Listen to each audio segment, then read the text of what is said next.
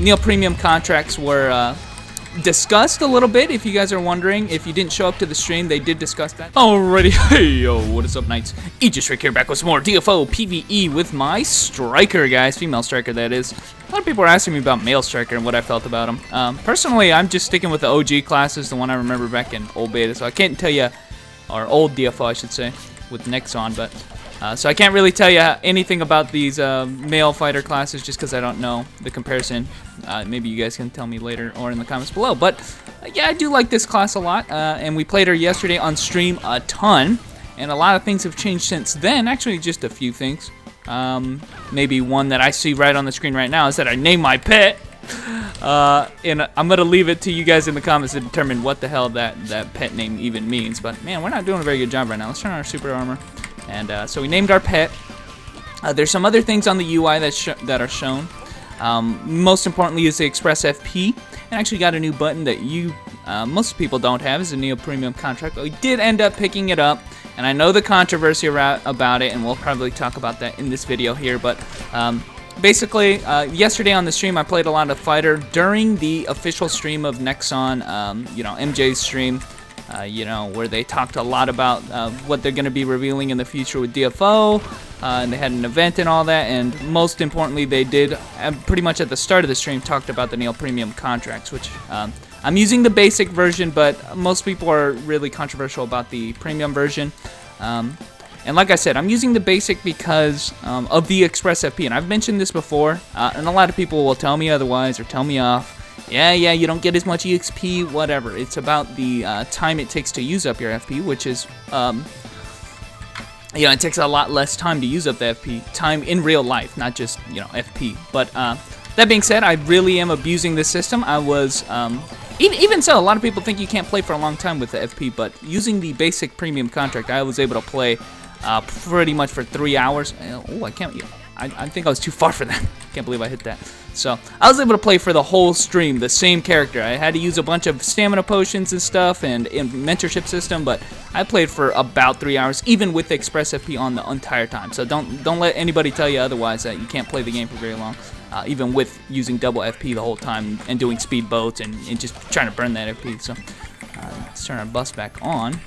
And we have our super armor buff level 20, so it is possible now to keep it on permanently. So I'm going to try to be doing that. 1 million damage! Did you just see that? Ooh, look at the lightning kick, baby. We did use a max level lightning kick now. I know on the stream I didn't use that very much. Also, this skill is something I didn't use very much. Oh, you guys taught me a lot of stuff on the stream, so I wasn't utilizing the fighter to her maximum potential, but now that I'm at level 72, I do have a lot more freedom with my SP. I felt like while I was leveling, when I'd level some skills, like for instance, the lightning dance is a skill that I kept level 1 for a long time because whenever I used it, it didn't translate well with how much MP I was using. So now I have it maxed and I don't have a problem with the MP. So guys, I think we're gonna go into the next dungeon while we talk a little bit more about the contracts and my strikers. So let's go ahead and go to the Shrouded Haze. Alrighty guys, had to do the little pre-dungeons before or the epic quest before I could unlock the true dungeon. So we're just gonna do a full clear of this while I explain, you know. Oh my gosh, I missed it again! I am missing a lot with the 1-inch punch. I know I should probably set that up a little bit better, but doesn't matter. Anyway, what I was going to mention was that on stream yesterday, a lot of people saw the F-Striker for the first time. And personally for me, I've never leveled an F-Striker this high, so I didn't know anything for certain myself.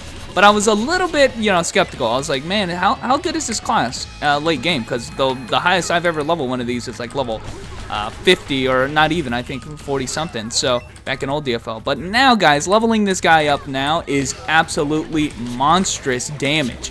I've never seen a class, in fact I don't have a class, even my Elven Knight, I know she's incredibly geared. At this point in the game, even my Elven Knight did not have the kinds of deeps that this class was. And I don't mean to call you out or anything, but you know, yesterday on stream I was partying with some people, and then they were I think power leveling me. They were like 10 levels higher than me, and even yet I was still like, if not keeping up with them, my deeps was higher. And that's kind of the thing where people kept asking me, hey Rick, what's your gear on this character? How are you doing so much fucking damage? And people who don't have this class don't really realize just how strong she is. I'll just show you my gear real quick. I do have the Holy Clay set of Curs. that I got from the event, throwing the coins into the fountain, and I do have a +9 lightning fist. So this is pretty much as far as I'm going to gear this character. Oh yeah, and I also have the Pickmaster's Diamond Ring, which is giving me 7% extra damage, so that is another big bonus that a lot of people might not have if they're not capitalizing on the event. I don't have any avatars, I don't have anything else, you know, I don't have any cards, obviously, I don't have any good titles, I don't really have any, I also have the pet, so that's giving me something. So I mean, but all that being said, even people who main the strikers, they're like, yeah, this class, it can do some massive damage, so I am learning that very handily just with the scaling on her skills. It's just actually kind of shocking. One of her best skills, probably the beat drive right now.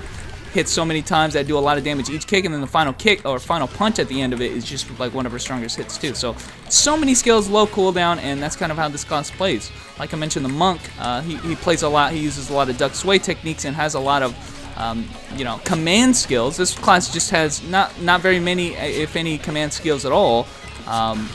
You know, and has instead just really high damage skills that can chain into each other because of the muscle shift. And, you know, not to mention she gets a lot of strength bonuses due to the Power Fist, as well as the Stampede, which is her Awakening passive, which is giving me, let's get that Shinryuken off, baby, which is giving me extra strength depending on how much I run. So, turn on the Power Fist again and keep the super armor up. And, you know, the speed is also, she's probably, I mean, I won't say this with certainty because I think maybe the Vagabond might be faster, but she's one of the fastest classes in the game, honestly. She just has a lot of move speed, too. So, you know, all those things add up together to make her a very formidable force in PvE. And I hear, don't quote me on this, I hear they might be getting stronger, even. So that's surprising. So, anyway, guys, if you've never played Female Striker, I wanted to get that point across. And also, before the video ends, I want to make sure I make the point to mention a little bit about the stuff that happened with the NEOPREMIUM contract. That was one skill. Damn, man. The NEOPREMIUM contracts were discussed a little bit, if you guys are wondering. If you didn't show up to the stream, they did discuss that. They also discussed the upcoming patches. You know, for instance, they're going to be releasing Second Awakening for Priest up next, and then they're going to be releasing ranked PvP after that, and then there's going to be a skill balance patch and all that. So, just expect all of that coming soon, guys. If you're expecting any of that, we'll be making videos once they do. If they're big updates and stuff, we'll be making videos for those when they finally come around. And I'll be on top of that. Luckily, I'm leveling another character just to get her out of the way, so that when these other classes, I mean, I am going to be maining this class, or, you know, for a while, I'm going to be maining this class. Look at how fast I killed that guy, by the way. Just like a few skills. I didn't even chain anything together. I didn't even have to think about it. I didn't even use my Awakening. God, that was incredible. But like I said, guys, I'm getting this character out of the way so that when the other classes get their Second Awakening, that, for instance, my Crusader's not ready for the Second Awakening, my Monk is. You'll be seeing some footage on that. We'll be on top of that once Second Awakening for Priest comes out, which is going to be pretty much the next update that we know of. So, anyway, guys, thanks for watching. Just wanted to blurt out everything that kind of was covered yesterday on the stream and just show off a little bit more of my female striker. But anyway, guys, thanks for watching, and I will catch you nights later.